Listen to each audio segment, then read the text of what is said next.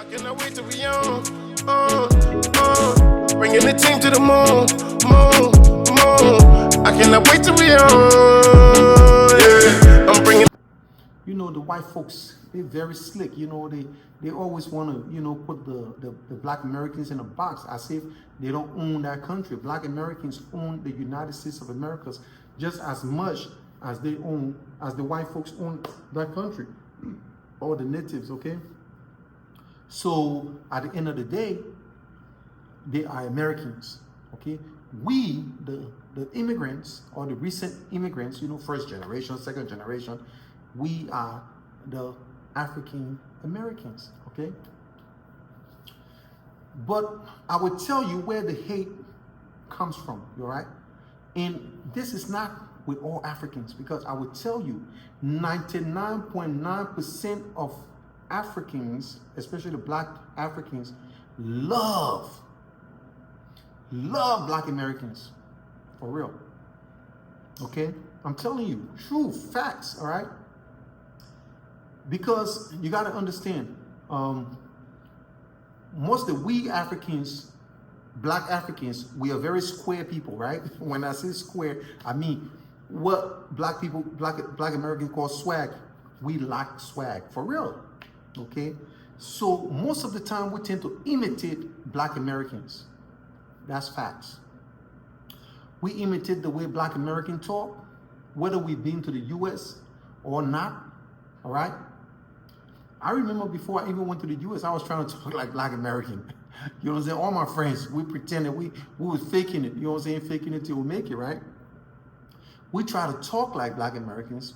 We try to dress like black Americans. I remember when, you know, black Americans were wearing baggy clothes, right? We all try to wear baggy clothes. If we could afford it, you know what I'm saying? And our friends who afford it, they wore the do-rag with the hat, with the baggy clothes, you know what I'm saying? Like the Fox Farms, the Fubus, so many different, you know, black American clothes, you know, the Timberlands and all that kind of stuff, right? And I will tell you, even today in Africa, if you go to Africa, you see a lot of Africans who still stuck in the 90s, you know, like they still think black Americans wear baggy clothes, and they're still wearing their baggy clothes, they're still wearing jerseys, they're still wearing, you know, all that stuff, because wow, we love black American culture, we love black Americans, we admire them, you know, and you know, I mean, everything about black American, man. Like, look, I'm telling you, I've traveled the world, right? I've traveled all over the world, and I would tell you, nobody on this earth is imitated like the black Americans, for real. Nobody is imitated like the black Americans, okay? So,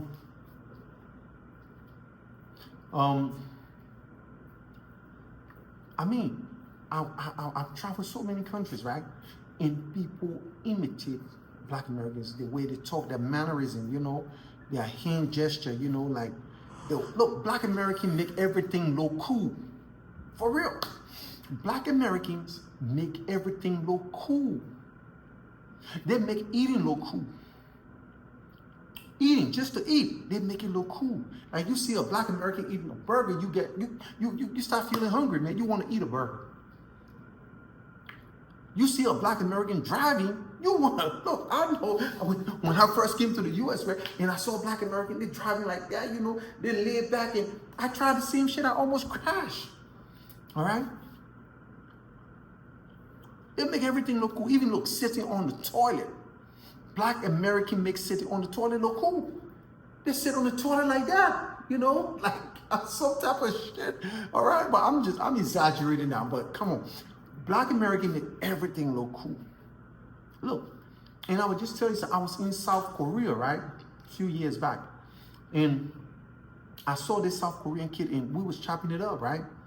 And he's talking like, yo, man, listen, man, we can, like all the, you know, and I'm like, yeah, yo, like, where do you live in the States? And he told me he's never been to the States. I'm like, what? You never been to the US? So where did you learn English, and where did you learn all this, you know, mannerism? He said, oh, there's a school where they teach us how to act American. I'm like, really? They teach you guys how to act like Black Americans? He's like, yeah. I said, but look, why didn't you just tell your parents to send you to the US and, you know, get an apartment for you in the ghetto somewhere? He said, oh, no. I said, oh, you don't want to associate with, if you want to act like Black people, like when you go and live with them, like you would naturally pick it up. He's like, no, I don't want that part. I'm like, oh, okay. You damn kimchi eating, you know, ching chong. You love the Black culture, but you don't want to, you know, associate with them, huh? Okay. And that's what they do, you know, like, you know, they are biting off, you know, Black people's swag and all that stuff, which is cool, you know. But we Africans, we love our Black American brothers and sisters, man. You know, I ain't gonna lie to you. I've even dated so many women all around the world, but I will tell you, man, the Black American sisters, they know how to love. They can love you different. I'm telling you, their love is different, you know. And, you know, a lot of times, you know, Black American, like they always talking about how Black American women are aggressive and this and that. Like, I noticed Black American women, they're aggressive to Black American men. Because Black American men too, they're aggressive too, you know. But all the Black American women that I was with, they were very feminine around me. And they're always feminine around African men. They don't talk to African men the way they talk to Black American. I swear to God. I might be wrong in some instances, but I'm telling you, you know, they just want to be loved, man. You know, and the way you treat them is what you're going to get. You know, yeah, you're going to meet the ghetto ones, and they're going to be snapping their fingers and shaking their head and all that shit. And that shit can be cool too and sexy. I ain't going to lie. You know? But usually, the Black American men didn't know how to push their women. They can push them to the edge too. You know, we African men, we leave back. You know, sometimes we just happy to be in America. So when we get a Black American woman, you know, like we treat them nice. You know, like I'm not saying we're perfect. Like, listen, some African guys, you know, they full of shit too. But you know, we love our Black American sisters, man. But the hate. Let me talk about the hate now. Because people talk about Black Africans hate Black Americans and vice versa, all right? But I will tell you this. This is where the hate comes from. You see, when we come from Africa, especially the young Black Africans who come, you know, from Africa, a lot of Black Africans, a lot of them, majority, they come from poverty. Abject poverty. Maybe some of them, they come on some lottery visa like the DV program or the resettlement program or, you know, some type of program, you know, they come over here, right? Very few Africans come from Africa with money. Very few, all right? And I know Nigerians will say, oh, no, boy, I beg, will they come here with money? Yes, few Nigerians too, they come with money. But I will tell you, most Africans who come to the United States, first generation, they're from poverty, okay? So when you're a child and you come to the United States and you are used to wearing one little piece of rag all day, all night, for weeks on end, and you come to the United States and your mother gets, you know, like a little, you know, check, a resettlement check, and she takes you shopping. First of all, when the African kid comes to the United States, usually they throw them in the ghetto, all right? When they see these ghetto houses, that's a mansion for them. It looks like a mansion. Because we came from zinc shots, mud huts. You know what I'm saying? Like, I'm telling you. So, when we come to these ghetto paradise, that's why I call it ghetto paradise, that shit look like, what? That shit look good to us. And then when their mother takes them shopping to Walmart and they see all the lights, they're like, Jesus, this is it. It don't get no better than this. So she takes them to Walmart, buys that little Shaquille O'Neal sneakers, buys them little, Walmart jeans, and they're looking fresh. All right. Now, I'll keep it real. Most African kids, when they come from Africa, they don't know about deodorant. All right. They don't know shit about deodorant. I'll tell you. And African kids, they can stink. They can smell musty. For that, listen, I'm just telling you facts. All right? They don't know anything about deodorant or perfume. Your mother not gonna buy you no damn deodorant. Because she herself probably didn't grow up using deodorant, all right? Okay? And then most Africans, when they come from Africa and they come over here, they're not used to the Western food, so they're not going to go eat burger. Hell no. They're cooking at home. All right? They cook at home. And in Africa, we cook outside. Most of the poor people cook outside, all right? So everything is just, in the air. So when you come and you're in your little ghetto apartment, you cook in the house, all right? If it is winter, everything is closed. All the windows closed. And these ghetto houses, the ventilations, they don't work, man. So the whole place stink up with African food. And I ain't gonna lie. Some African food do stink. They gotta keep it a buck. Because most Africans, we used to eating scraps. That's just facts. I grew up eating scraps. All right? We eat all the junk that the white people throw it away. Like all the junk they throw away, that's what we eat. The cow feet, the chicken feet, the neck bones and the wings and, chicken liver and, everything, cow tongue, cow head. And these things, when you are boiling them, because you got to boil them for hours, especially the cow feet. And when you are boiling these things, the odor is bad. All right? So you imagine an African child who is used to that smell, because when you're in an African household, you really don't smell it. It's just like sitting on your own shit. After a while, it don't smell. I don't care how stink your shit is. You sit on it too long, it don't smell. And that's the same way when we African. When our parents are cooking and their food stinks, we used to it. All right? And trust me, that food tastes good. I ain't gonna lie, that shit tastes good. But it does stink. All right? Especially when you go out and come back in. That same hit you like, ooh. And then when you add the dirty carpets, because I'll be frank with you, we Africans, when we first come to the US, we don't know about cleaning carpets. You know what I'm saying? Because we used to sweeping our little, cement floor in our zinc shots, with the brooms. So we don't know about cleaning carpet, and that carpet can stink. After a while, that should be nasty. Listen, go visit Africans, in the ghetto. I'll tell you, my brother, when you walk in, look, that shit can hit you like real hard, all right? So anyway, these African kids, new in the United States, they wear their new Walmart clothes, right? Their new Shaquille O'Neal sneakers. They're looking fresh. They think they're the shit. Mama is cooking the leftover cow feet from yesterday, and that shit don't stink up the whole house. The whole house smell like a, toilet bowl, right? And that child is walking through that house, and the mother is saying, come and eat your breakfast. That breakfast is some rice with some cow feet. All right? Now, his clothes is absorbing all that smell. But he doesn't smell it.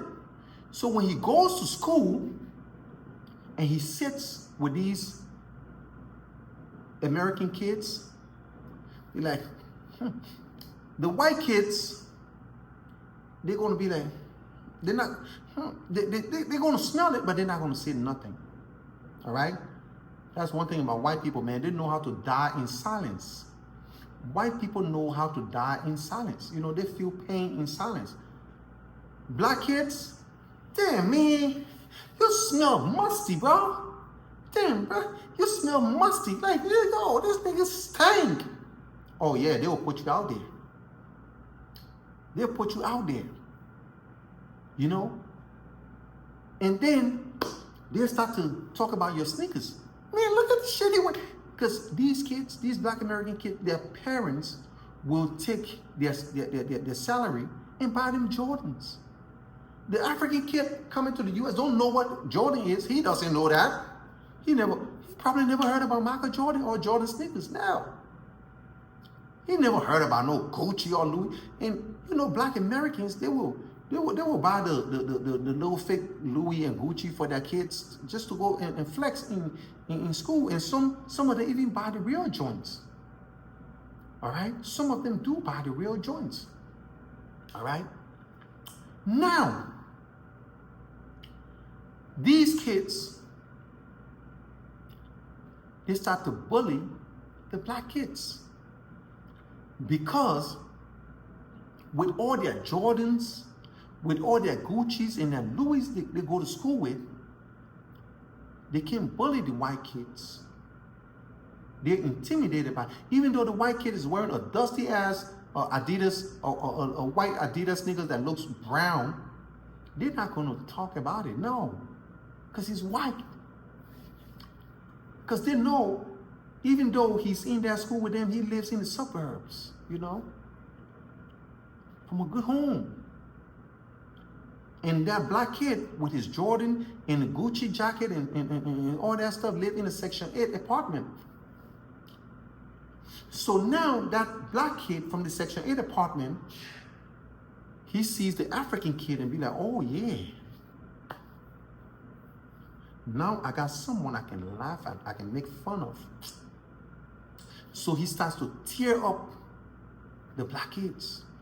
So most African kids end up getting in fights with Black American kids.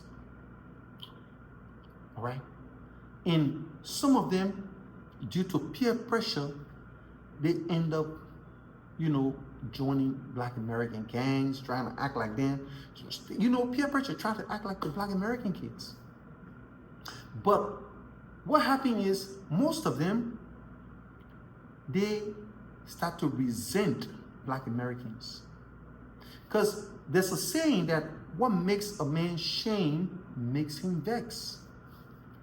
So some of them, they will just bear it, you know, because they don't have no choice. Some of them might get into fights, and some of them will just suck it in and be like, oh, you know what? I'll just put up with it. All right? And after, you know, they graduate, some of them, they hold that grudge. And they tend to use that, you know, as justification to hate on, you know, Black Americans. But look, I tell you something, man. Africans don't hate Black Americans. We love Black Americans. We try to copy Black Americans, you know, and let me tell you something. We know that we, the Africans that come to the United States, the reason why we have opportunities today is because of Black Americans. The sacrifice your ancestors made. All right? We know that. We know that. Maybe not all of us, because a lot of Africans are ignorant. Let's be real. A lot of Africans are ignorant. I'm telling you. But we appreciate everything that your ancestors did for us, the civil rights movement, you know. They paid with their blood so that we can come here today and seek greener pasture. All right? All the immigrants that come over, the Chinese, the Koreans, the Indians, I mean the East Indians, these, you know, people who come over here, they don't appreciate these things. They don't appreciate Black Americans. And I know today the culture, the Black American culture, especially the hip hop culture, is it's just sad where it's going. Because listen, when I was growing up, one of my favorite artists was Tupac Shakur, because when Tupac rapped, all right, look, I had Tupac cassette in my Walkman 24/7. I can tell you for like 2 years straight. All right, 2 years straight. I'm talking about from maybe like 95, 96. You're all right, going all the way to 97. All Tupac songs I could relate. Dear Mama, when I listen to Dear Mama, it's like Tupac is talking to me. It's like he's talking to me. All right? And, you know,